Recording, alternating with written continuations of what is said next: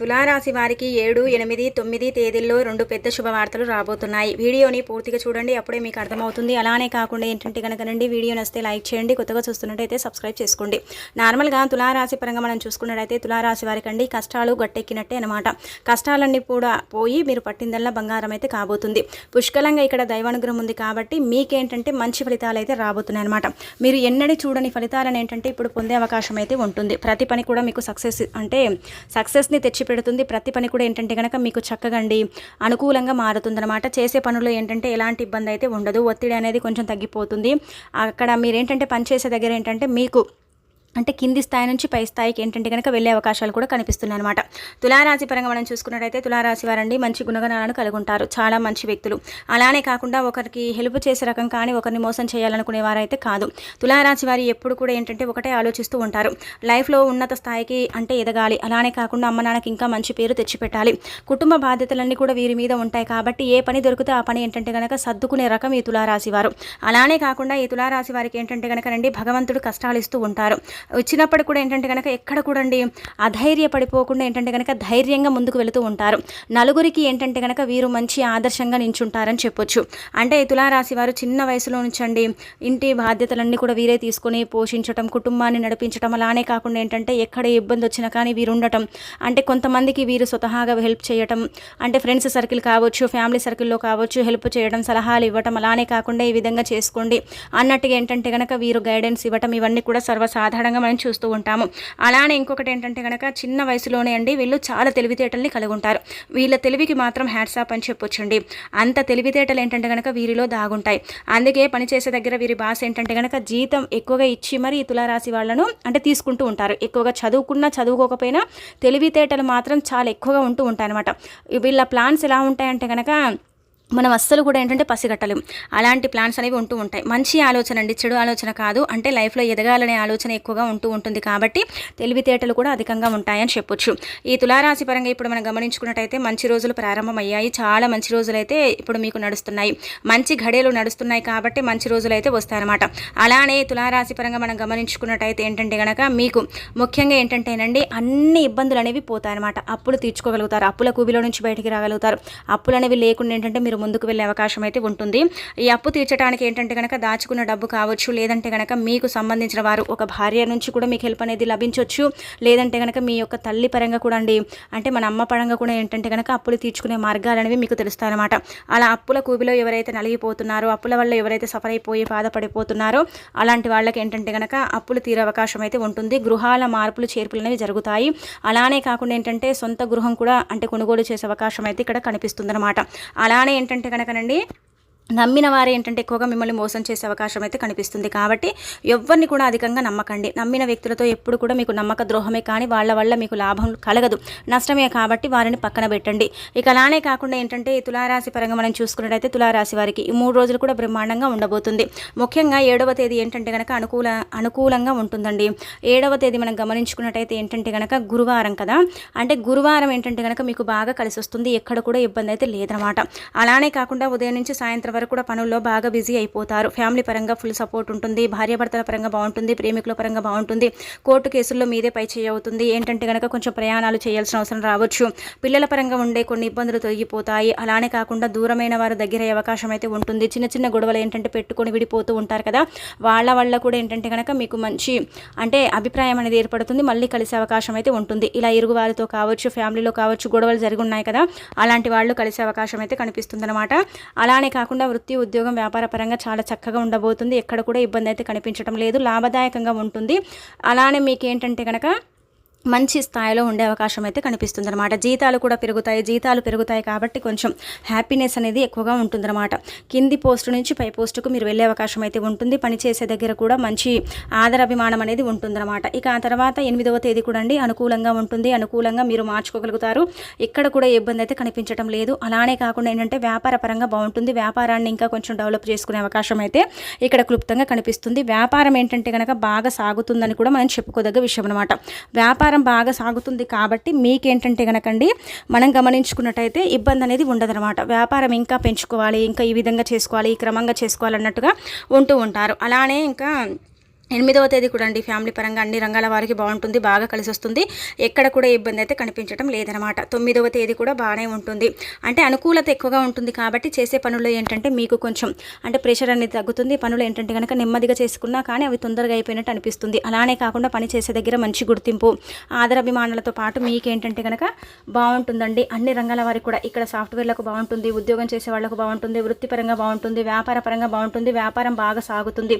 అలానే కాకుండా దూర ప్రయాణాలు చేయాల్సిన అవసరం రావచ్చు, పుణ్యక్షేత్రాల దర్శనం అంటే చేసుకునే అవకాశం ఉంటుంది, దైవ దర్శనానికి వెళతారు. అలానే కాకుండా ఫ్యామిలీతో గడుపుతారు, ఔటింగ్కి వెళ్ళటం, అలానే కాకుండా కొంచెం టూర్లకు వెళ్ళటం, ఇలాంటివి కూడా మీరు అంటే జరిగే అవకాశాలు అయితే కనిపిస్తున్నాయి. ఫ్రెండ్స్తో కూడా మీరు ఏంటంటే కనుక బయటికి వెళ్ళే అవకాశాలు కూడా కనిపిస్తున్నాయి అనమాట. ఫ్రెండ్స్ పరంగా కూడా ఫుల్ సపోర్ట్ ఉంటుంది, ఫ్యామిలీ సపోర్ట్ కూడా ఉంటుంది. సొంతంగా ఏంటంటే కనుక డిసిషన్స్ అనేవి తీసుకోకండి, అంటే సొంతంగా మీరే ఆలోచించుకొని మీరేంటంటే డిసిజన్ తీసుకుంటే ఏమవుతుందంటే కనుక కొన్నిసార్లు మనదేంటంటే కనుక మనకు రైట్ అనిపించిన కానీ ఎదుటి వాళ్ళకి ఏంటంటే తప్పు అనిపిస్తుంది కదా. కాబట్టి నలుగురితో చర్చించండి, మీ ఫ్యామిలీ సపోర్ట్ అనేది తీసుకోండి, అలానే కాకుండా మీ ఫ్రెండ్స్ సపోర్ట్ అనేది తీసుకోండి.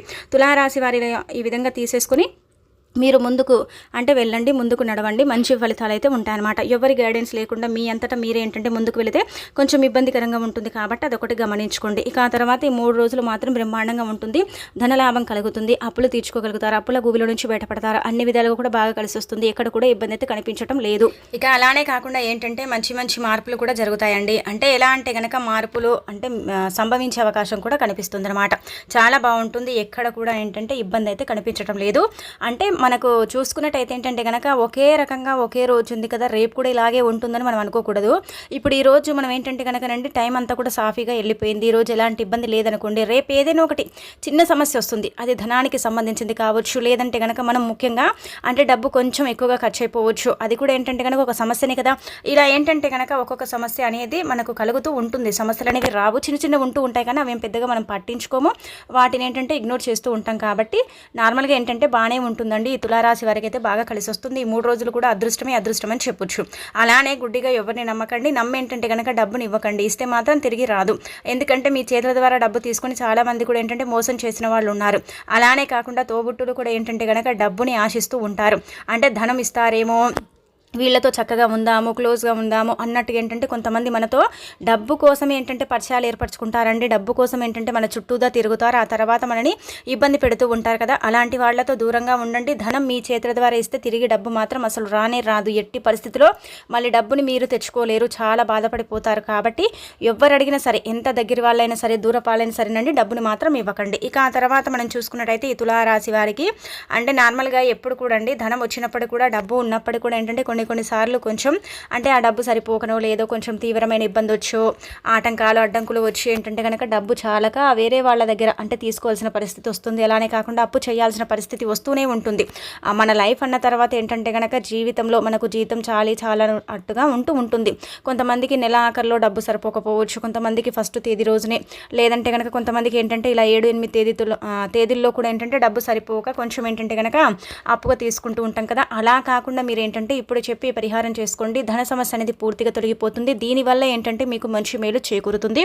అద్భుతం అంటే అద్భుతం చూస్తారనమాట. చాలా బాగా ఉపయోగపడే పరిహారం కాబట్టి ఇది ఆచరించండి. పరిహారం అయితే కాదు, ఏంటంటే కనుక మన పర్సులో అండి ఇది ఒకటి పెట్టుకోవాలన్నమాట. అందరి ఇళ్ళల్లో ఏంటంటే నార్మల్గా అండి మన ఇళ్ళల్లో పసుపు ఉంటుంది కదా, ఆ పసుపుని తీసుకోండి, ఒక తెల్లని కాగితం తీసుకోండి, అంటే గీతలు రాతలు లేకుండా ఉంటుంది కదా, వైట్ పేపర్ అంటాం, వైట్ షీట్, అది కొంచెం చిన్నదైనా సరే పర్వాలేదండి, అంటే మనం చిన్నది తీసుకున్నా మనకు మంచి ఫలితమే ఉంటుంది కాబట్టి చిన్న సైజులో ఉండేది తీసుకోండి. ఇక ఆ తర్వాత ఏం చేయండి అంటే కనుక మీ ఇంట్లో ఉండే పసుపు తీసుకోండి.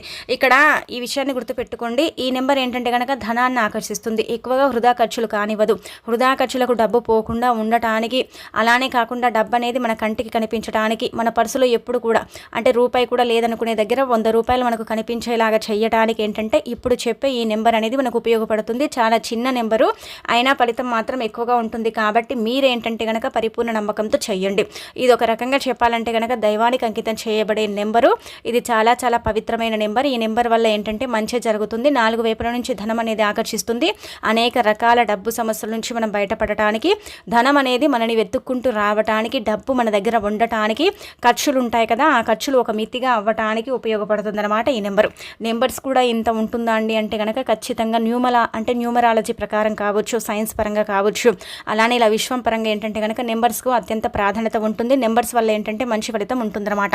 నెంబర్స్ ఏంటంటే మనకు ధనాన్ని తెచ్చి పెడతాయి, చాలా మంచి ఫలితాలను కూడా ఇస్తాయన్నమాట. అందుకే ఏంటంటే నెంబర్స్తో చాలామంది కూడా పరిహారాలు, విధి విధానాలను ఆచరించుకుంటారండి. మరి మనం కూడా ఆచరించుకోవటం వల్ల మనకు డబ్బు వస్తుంది, రాదని కాదు, మనం డబ్బును చూస్తామన్నమాట. అందుకే ఇలా పసుపు తీసుకొని అందులో ఏంటంటే మీ దగ్గర అత్తర్ ఉందనుకోండి, అత్తర్ అంటే ఏంటంటే కనుక మనకు గులాబీ పూలది దొరుకుతుంది, జాస్మిన్ స్మెల్తో ఉండేది దొరుకుతుంది. ఈ 2 మాత్రమే పరిహారానికి పనిచేస్తాయి. మిగతావి ఏ ఫ్లేవర్స్ ఉన్నా కానీ పనిచేయవు. మీ దగ్గర ఇప్పుడు ప్రస్తుతానికి అవి లేవనుకోండి, రోజ్ వాటర్ నార్మల్గా కొంతమంది ఇళ్ళలో ఉంటుంది కదా, ఆ రోజ్ వాటర్ని తీసేసుకొని పసుపులో ఏంటంటే కనుక చక్కగా కలపండి.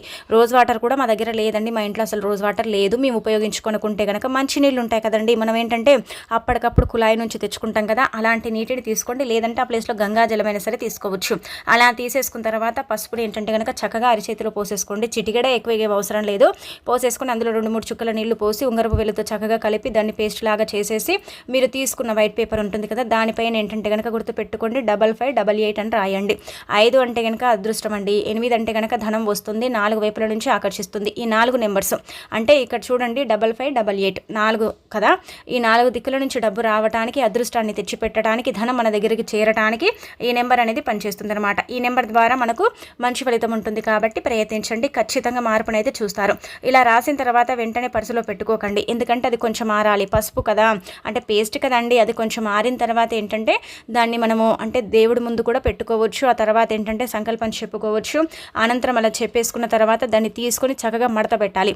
అంటే పసుపు పోతుంది కదండి అనుకోకండి. ఒకవేళ మీకు ఇలా చేయటం ఇష్టం లేకపోతే పసుపు రంగులో పెన్నులు ఉంటాయి కదా, అది తీసుకొని కూడా ఈ విధంగా రాసేసి పర్సులో పెట్టుకుంటే 3-4 నెలల వరకు చెక్కు చెదరకుండా ఉంటుంది. కానీ సీక్రెట్గా పెట్టండి, ఎవరికి చెప్పకండి, ఇంకా మీకు డబ్బే డబ్బని చెప్పొచ్చు.